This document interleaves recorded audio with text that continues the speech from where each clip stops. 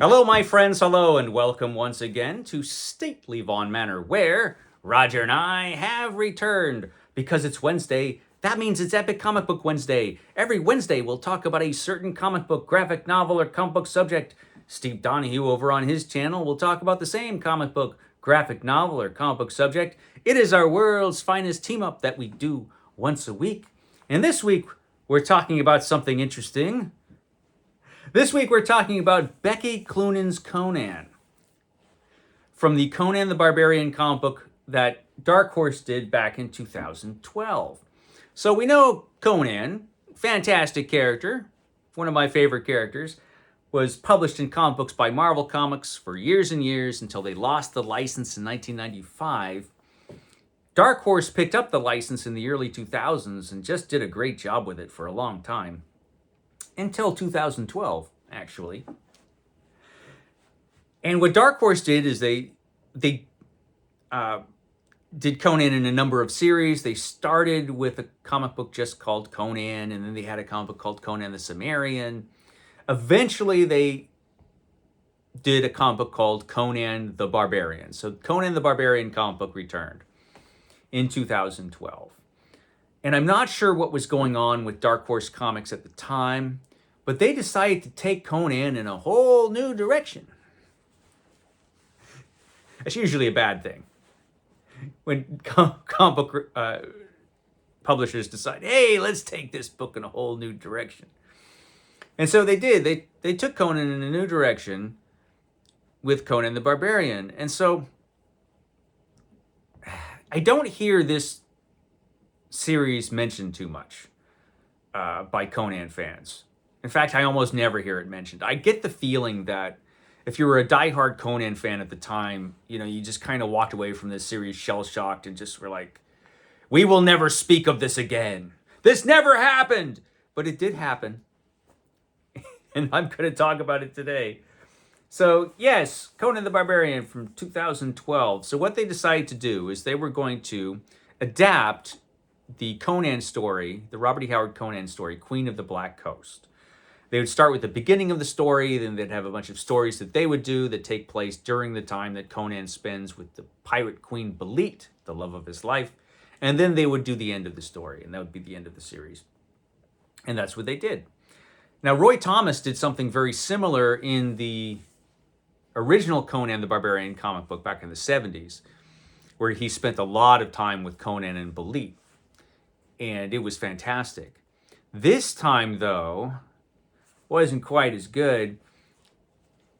This was weird. This was a weird time on Conan. It's the weirdest time on Conan that I can remember.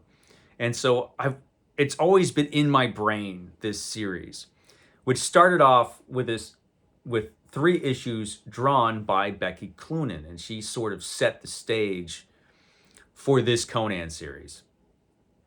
Her visual style on Conan. So she did 3 issues. She left for 3 issues, and then she came back for issue 7, and then she was gone. And after Becky Cloonan left, we got some artwork in Conan, which was just, it was, Lovecraft could not come up with such horrors as we experienced as Conan fans as soon as Becky Cloonan left. See, what Becky Cloonan was doing, it was like a delicate house of cards.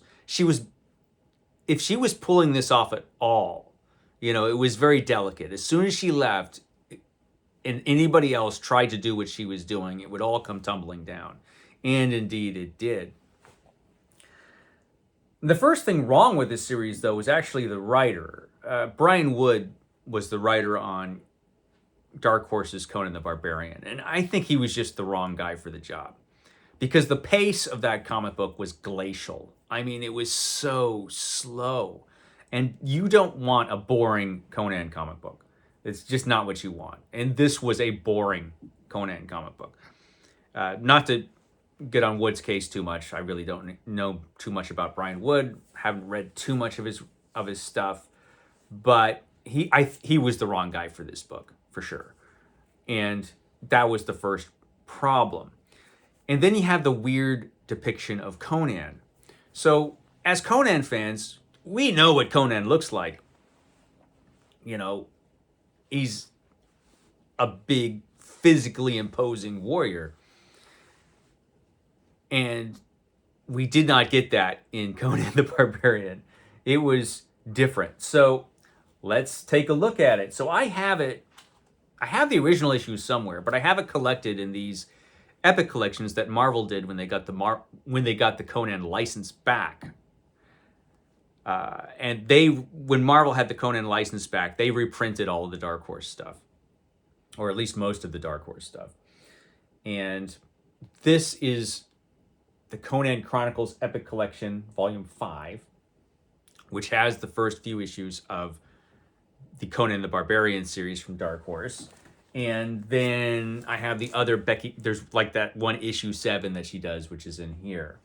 This is Volume 6. So, yeah, let's just get right to it. So, much like in the 1970s, the Queen of the Black Coast adaptation in here was set up by Roy Thomas. Roy Thomas did a series called Conan, the Road of Kings for Dark Horse. It wasn't everybody's favorite Conan series, but it did have a character that was recognizably Conan in the comic. Of course, now I'm thumbing through it and I can't find a single picture of Conan. There he is. There's young Conan. So he's a young Conan, but he's Conan. You know, you recognize that he is Conan. Look, there he is doing Conan things. So we have Conan in Conan the Road of Kings.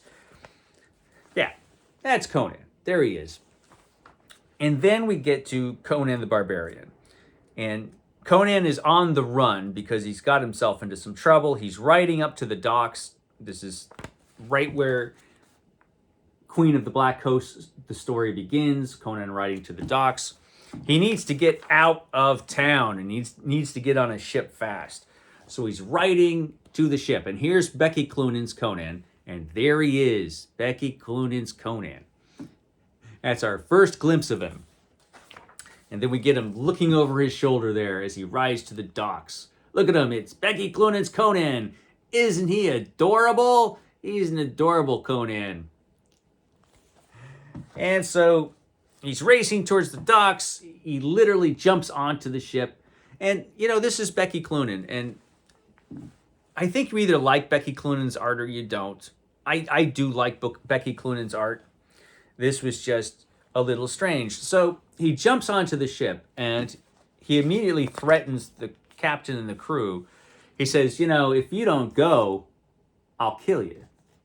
And this is when the first problem, I think, becomes apparent, because this is not a physically imposing Conan. This is little Conan. He's just, this is Conan. That's him right in the middle.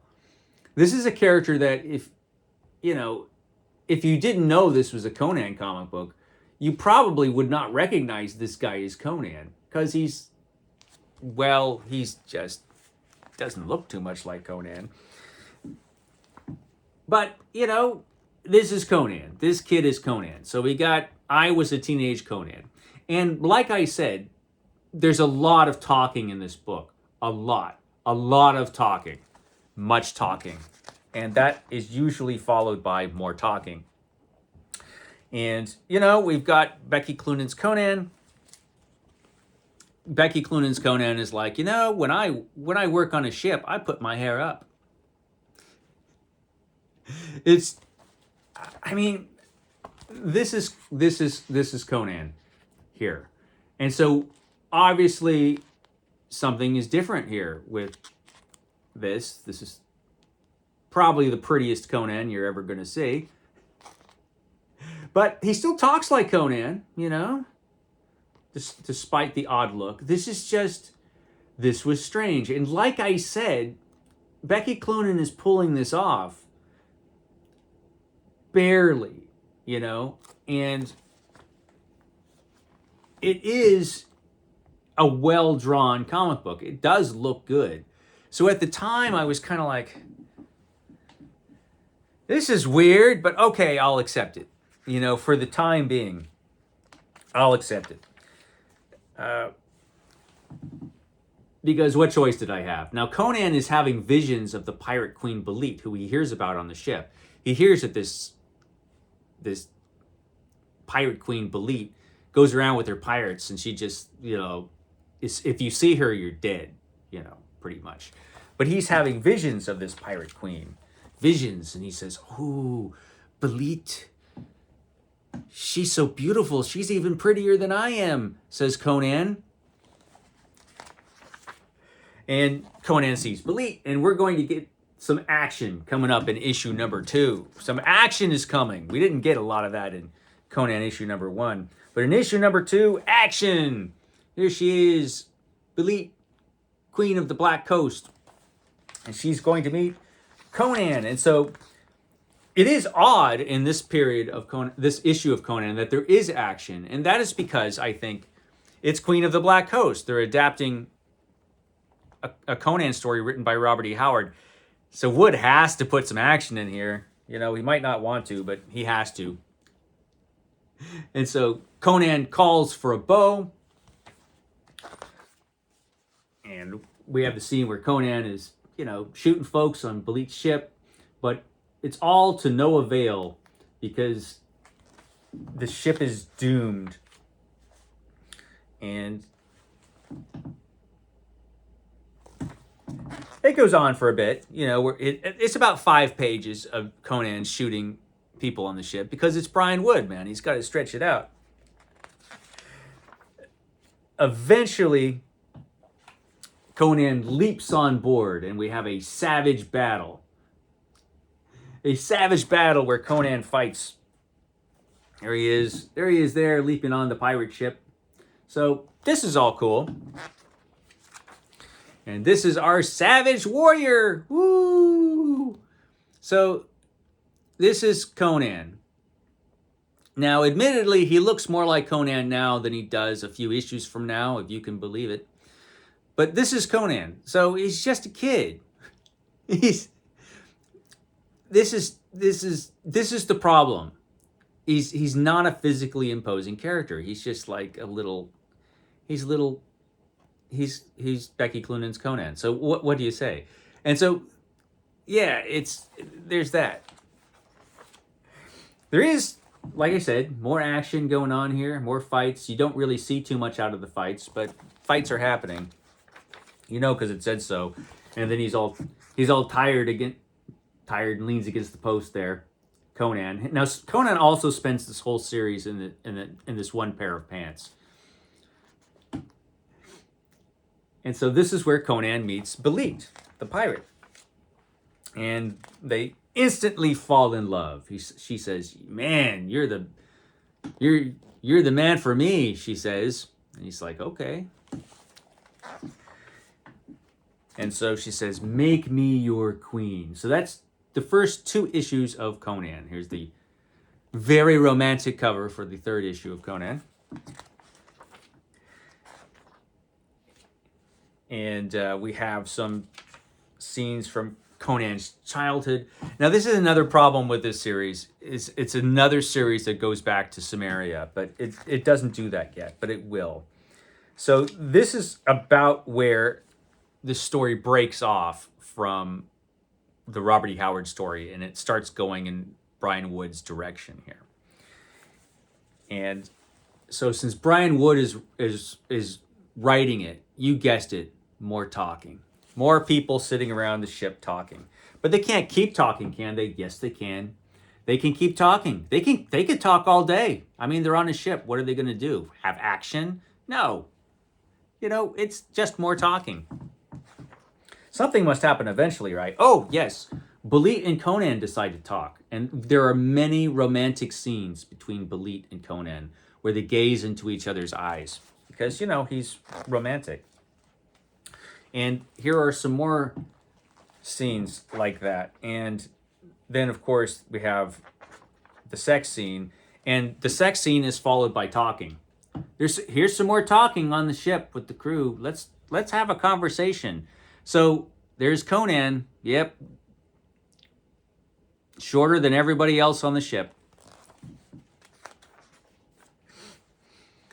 More talking.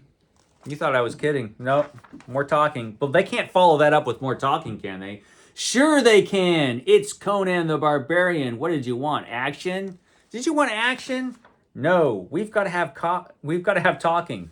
Maybe a little brooding. Maybe we could have Conan hanging out on the ship. That's Conan, by the way. Hanging out on the ship, brooding. But then that was it. Becky Cloonan left. Now her art, but she comes back for issue number 7. But that was the first 3 issues that I just went through, and you will notice that aside from that initial action scene, that Robert E. Howard that they had to put in because it was a Robert E. Howard scene from the story, not much happens. Not much happens. Some things happen next though, but Becky Cloonan is gone. Now you remember what I said. Anybody else tries to do this, who knows what's going to happen? And we have some disasters. So the next artist on, after Becky Cloonan leaves temporarily, is James Herron, who does a strange cartoony version of Conan. And of course we have more scenes of him hanging out on the ship. He just looks kind of freakish.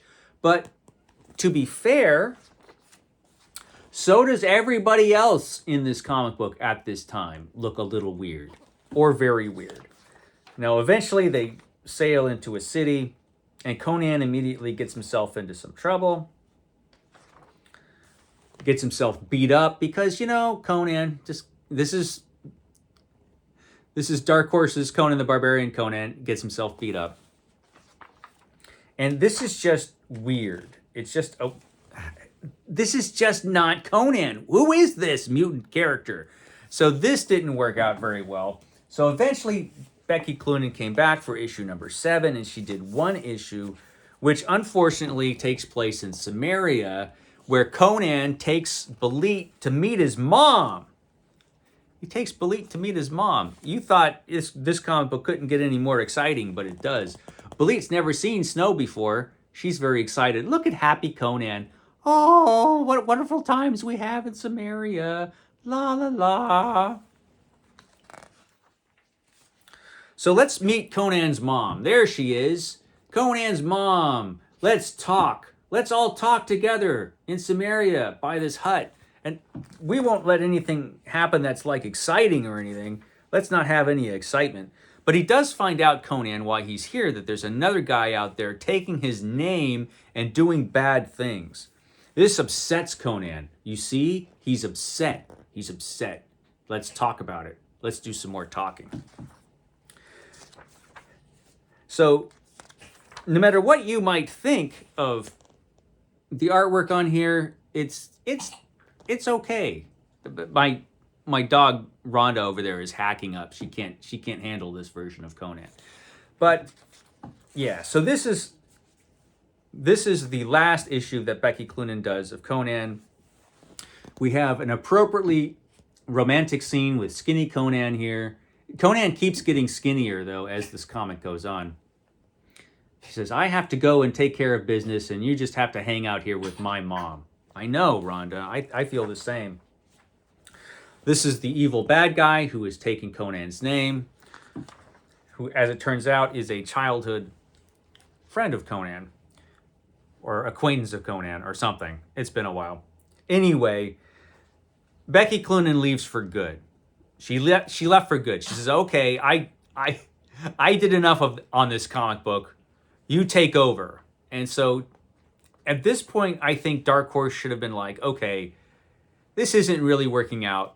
Let's start making Conan look like Conan again. No, they don't. They bring on an artist called Vilus Lolos, who I don't know much about, but I do know that he was a disaster on Conan. Here's Conan. That's him. Conan the Barbarian. There he is.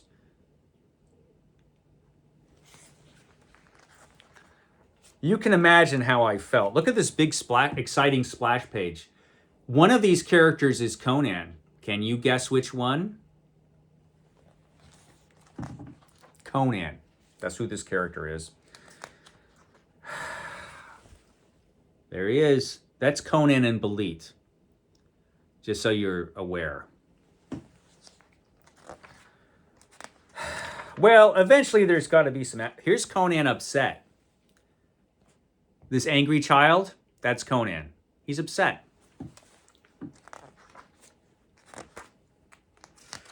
I'm going through pages of just Conan and Belit talking, and okay, eventually we've got to have some action, because you got to see the action scenes with this mighty Conan.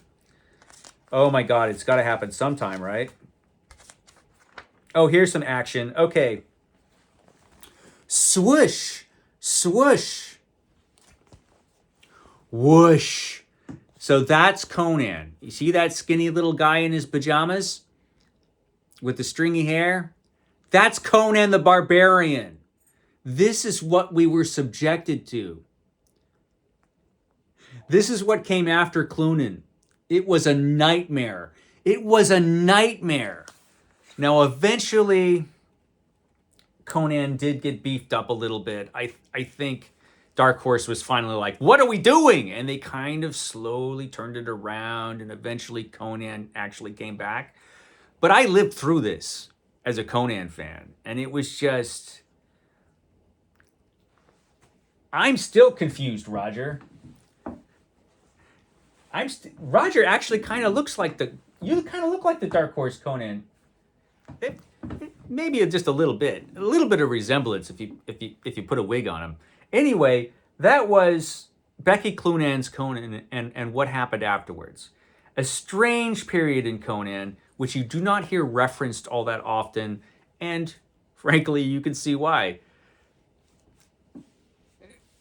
Conan is being done much, much better nowadays, thank goodness, but that was Conan from 2012. There you go. Aren't you happy you saw that? Okay, guys, I will catch you next time.